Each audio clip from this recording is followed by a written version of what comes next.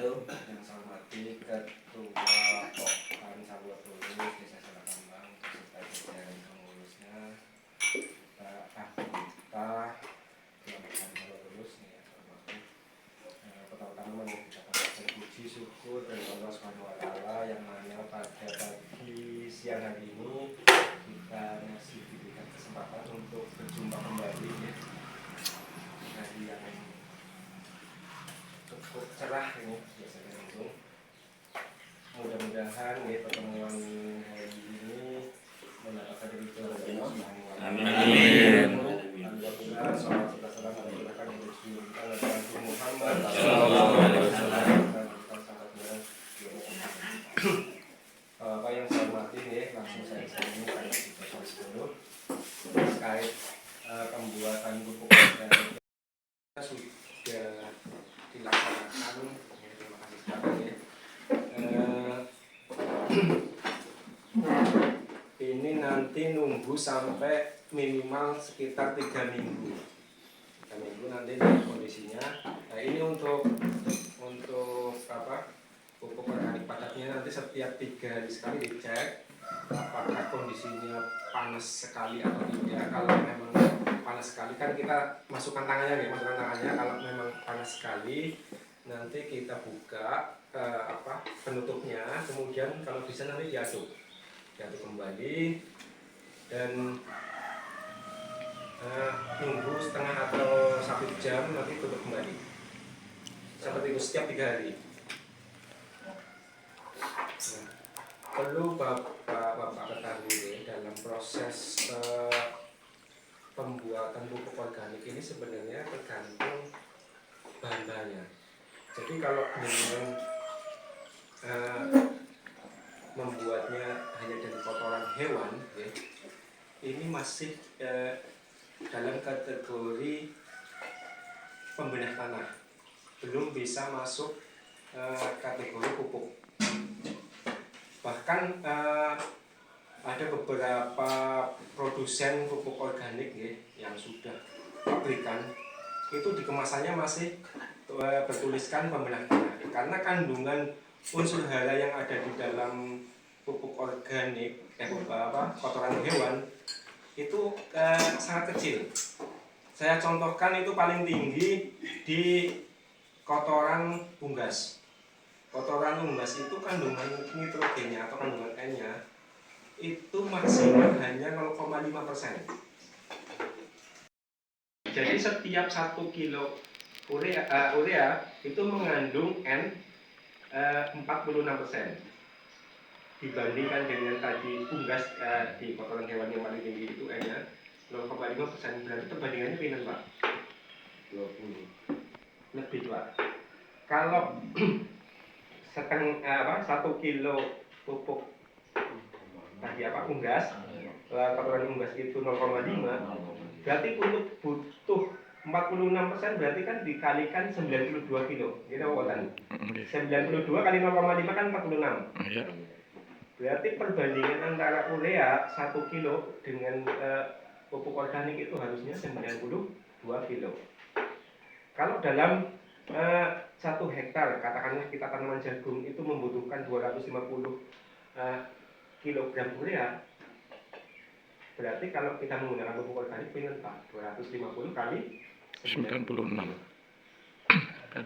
Itu ton. Ya sekitar 4 ton ya, sekitar 4 ton. Bahkan lebih. 92 kali 100 malah lebih, malah sekitar 20 ton ya. Sekitar 20 ton. Nah, terus sebaiknya bagaimana? Nah, kalau ini karena ini sebagai awal ya. Kemarin kita sudah menguji tekstur tanah di lokasi Demplot Sabwa Tulus. Itu memang kandungan atau pH-nya itu sangat rendah ya. Makanya kita membuat pupuk organik biar untuk nanti menaikkan pH. Ini sangat pas, kalau menurut saya sangat pas. Karena di bahan-bahannya itu ada dolomit, ada arang sekam ya. Itu sangat pas. Tapi kedepannya kalau itu sudah dilakukan pemupukan terus, ini sebaiknya nanti ditambah lagi. Kalau kandungan N yang paling tinggi itu ada di daun-daunan. Contoh ya, daun landingan saged, irisida nggih saged. Itu hampir rata-rata proteinnya itu 30 ke atas, 30% ke atas. Berarti nanti selisihnya dengan urea itu tidak jauh. Kalau urea 46% di dedaunan itu sekitar 30 ke atas, berarti kan perbandingannya tidak jauh. Nah, nanti bisa dicampur pada saat pembuatan pupuk organik. Tapi kalau untuk sekarang ini memang yang sekarang menggunakan pupuk kotoran hewan ini sangat pas, karena memang tekstur tanah yang ada di lokasi deadlock itu memang sudah tandus, jadi perlu pembenahan. Teksturnya masih kemarin belum poros, artinya masih temel, walaupun sudah gembur tapi temel, tidak poros. Ketika disiram air nanti airnya kalau ini awet di situ, enggak langsung hilang. Nah, kedepannya nanti kalau kita sudah praktek seperti ini terus dan jadi, nanti kita bisa praktekkan yang menggunakan dedaunan untuk biar nanti di pertumbuhan tanamannya biar lebih cepat, karena kandungan unsur N-nya tinggi. Nah, kemudian kunci dari pembuatan pupuk organik atau kunci fermentasi itu ada 3, Pak. Baik itu fermentasi cair maupun fermentasi padat. Bahan otomatis nih. Selain bahan itu ada 3. Yang pertama itu biang bakterinya. Jadi nanti bahannya itu ngikut biangnya nopo ya, nanti jadinya itu. Nah, biang. Yang kedua itu kalau fermentasi bahan itu harus ada kandungan karbohidratnya. Tadi kan kita praktek dengan dedak itu ada kandungan karbohidratnya. Kemudian yang ketiga itu harus ada glukosanya. Glukosa itu bisa dari gula pasir atau gula Jawa, bisa dari molase, atau intinya yang manis-manis lah. Misalkan jangan punya buah, lagi nanggo buah ya apa-apa. Itu jadi kunci fermentasi itu ada 3. Pertama harus ada biang, kemudian harus ada kandungan karbohidrat. Itu tidak harus dedak ya, bisa mungkin tepung dari singkong, karena singkong murah kan ya, bisa dari singkong saged. Yang penting ada kandungan karbohidrat, bisa dari tepung beras, bisa. Intinya yang kita cari yang paling murah di sini. Kalau dedak sih di daerah bawah murah, tapi kalau di daerah sini karena bukan mayoritas padi, saya yakin dedak di sini mahal. Kemudian glukosa, kalau tidak ada molase ya berarti bisa aja gula atau gula Jawa yang di sini mungkin mayoritas gula Jawa, atau mungkin bisa kalau habis buat gula Jawa itu namanya apa? Kotorannya apa? Limbahnya itu nanti dicuci lah, itu cucian yang pertama bisa digunakan. Wajan yang bekas masak gawe gula. Nah, itu kan biasanya ada yang kerak-keraknya Nah, itu bisa digunakan untuk sebagai glukosa. Itu berarti gulanya itu 2,5%. Dari 100 kilo bahannya 2,5, glukosanya 2,5%. Kalau 1 kilo berarti butuh tidak sampai seperempat. Kalau 100 kilo berarti seperempat. Kemudian untuk karbohidratnya itu 300 gram berarti 3 ons. Itu kuncinya itu. Membuat fermentasi apa saja itu berarti 2,5, terus kemudian 3 ya, 2,5 sama 3. Glukosanya 2,5, kemudian karbohidrat 3% dari bahan baku. Nah, dari beberapa pengalaman saya di sini sebenarnya kan bahkan Pak Wanto pun belum pernah praktek. Kita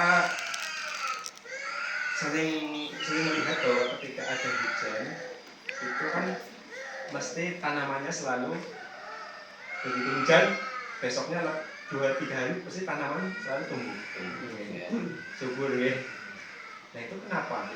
Karena air hujan itu banyak sekali mengandung nitrogen.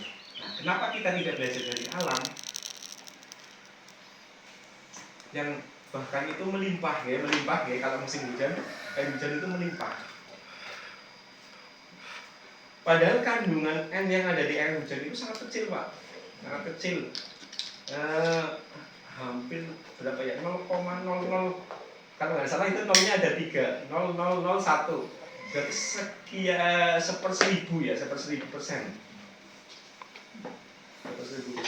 Tapi kenapa begitu hujan 2-3 hari itu langsung di tanaman itu langsung tumbuh subur?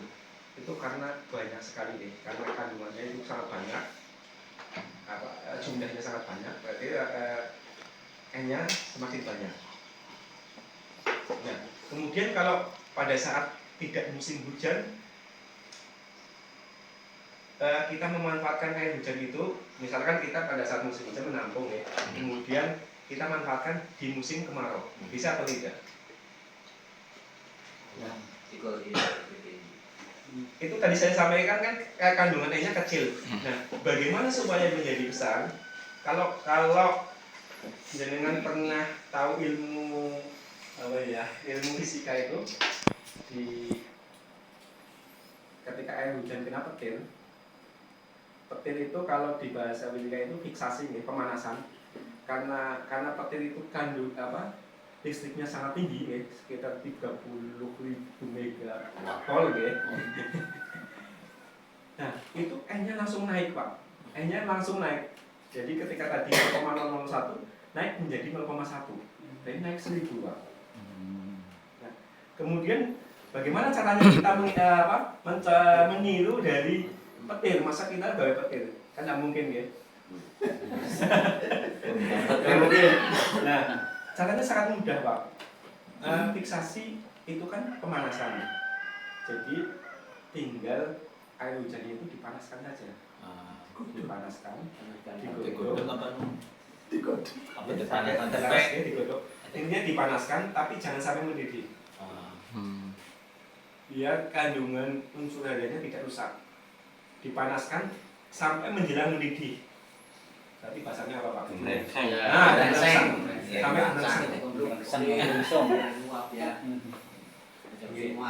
Kemudian siapa yang akan mengolah tadi 0,001 menjadi 0,1? Ditambahkan dengan enzim. Saya lupa nama latinnya ya. Enzim yang dari nanas. Saya lupa. Saya sebenarnya paham ini ya. Enzim dari nanas. Jadi nanas entah itu nanas matang, nanas mentah sama saja ya. Kita menggunakan nanas.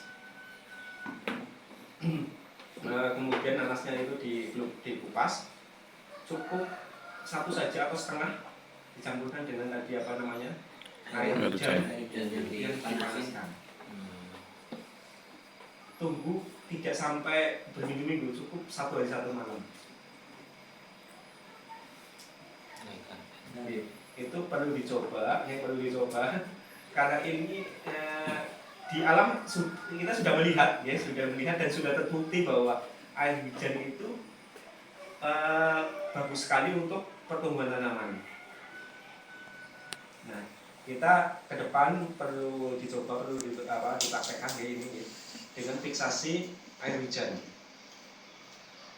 Dengan cara dipanaskan, kemudian ditambahkan enzim dari nanas. Jadi air hujan pertama apa air hujan? Nah, kalau bisa malah setelah 5-10 menit.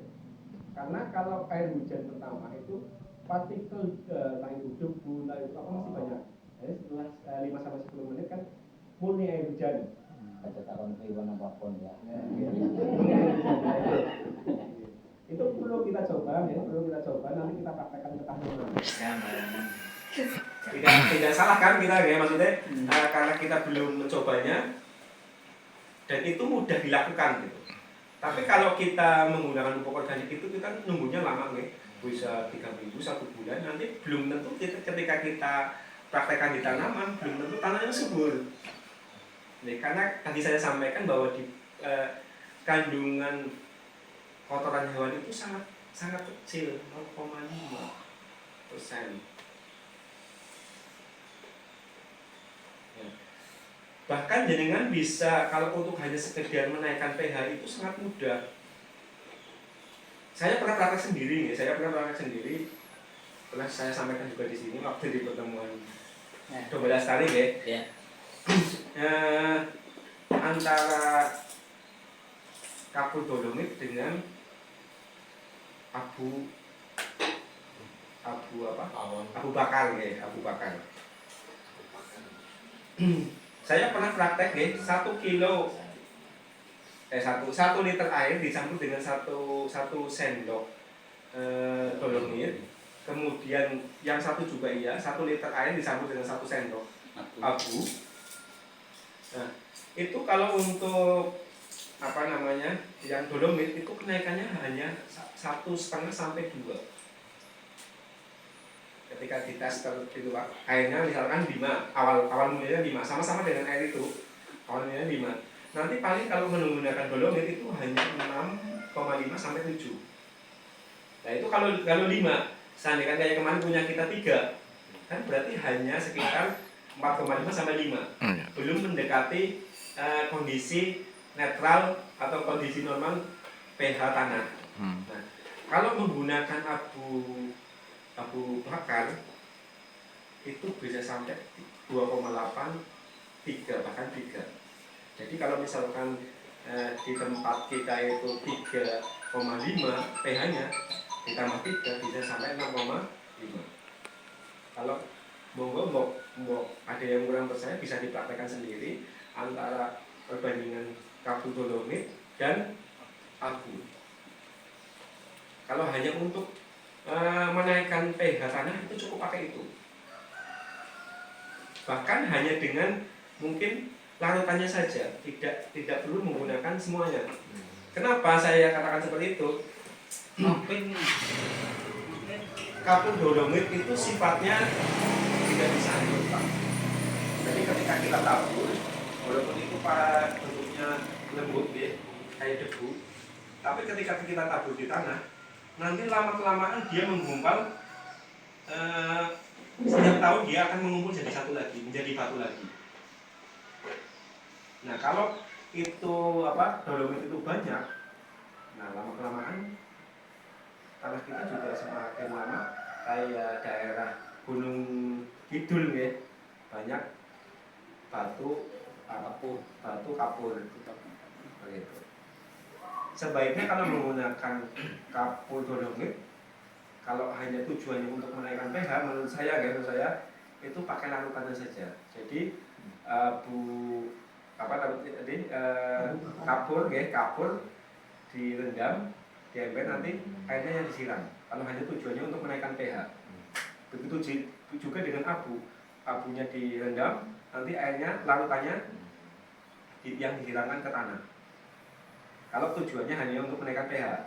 Tapi beda lagi dengan pupuk organik. Ada untuk gembur, biar tanahnya gembur, kemudian untuk keporosan tanah. Ini sebenarnya kita tidak bisa ada takarannya ya Pak. Nanti tergantung pengecekan di lahan. Nah, kemarin kan kita cek tanah di lahan itu 3,5 nggih, pH-nya nggih 3,5. Nah, ketika nanti ditaburi pupuk organik ini, kemudian naiknya berapa kan kita belum tahu.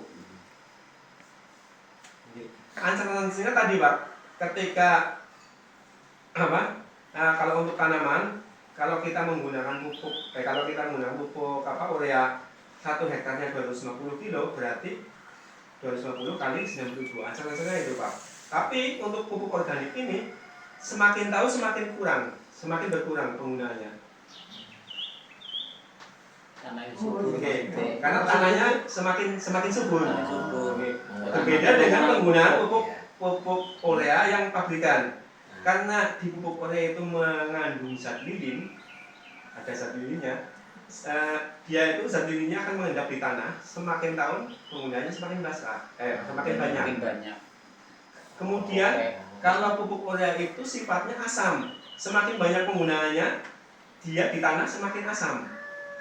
Terus misalnya tadi pH-nya 3,5, kemudian di pupuk urea, saya yakin pH-nya akan turun lagi. Itu begitu. Jadi merusak malah ya. Ya, begitu Pak. Perbedaan antara pupuk urea yang pabrikan dengan bibinan sendiri. Oke, lanjut nih Pak. Oke, perlu Bapak ketahui nih. Di alam ini sebenarnya itu N itu banyak. Kalau hanya sekedar pupuk N nih Pak, banyak. Tadi bisa dari air hujan. Itu N-nya banyak Pak. Ya, karena jumlahnya banyak kan berarti kan banyak. Kemudian di daunan itu juga ada nih. Nah, semua itu akan secara alami nanti ada siklusnya. Siklus N-nya itu ada dari di alam nanti diserap oleh namanya bakteri, ada rhizobium, ada kemudian azotobakter juga bisa. Itu menarik atau mengikat N yang ada di alam. Ya seperti tadi air hujan atau mungkin di udara juga ada, kemudian ditarik. Nah, sama seperti itu tadi, ketika kita membuat pupuk organik tadi, itu N yang ada di kotoran hewan itu nanti diikat sama bakteri azotobakter atau rhizobium. Nah, ketika nanti masih baunya menyengat, itu namanya amonia.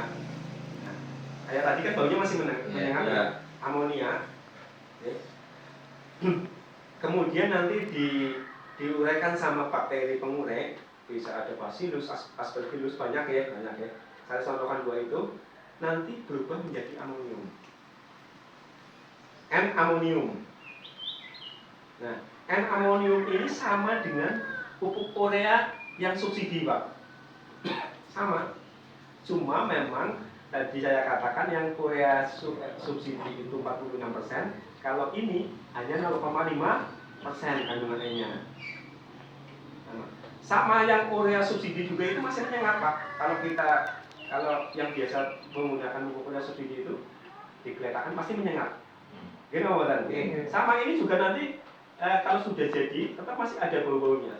Itu karena masih berbentuk amonium. Nah, kemudian ketika kita masuk